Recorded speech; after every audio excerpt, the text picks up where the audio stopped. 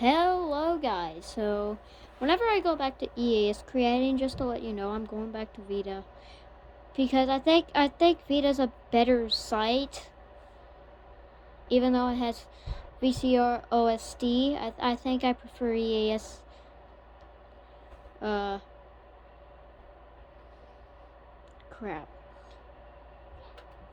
I think I prefer EAS ODS better and Vita because it prefers the scrolling text, and I love it.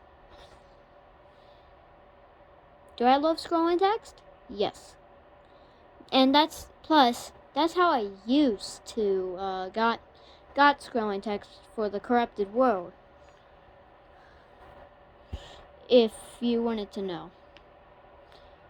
Anyways, whenever I'm 13, I'll go back to EAS creating.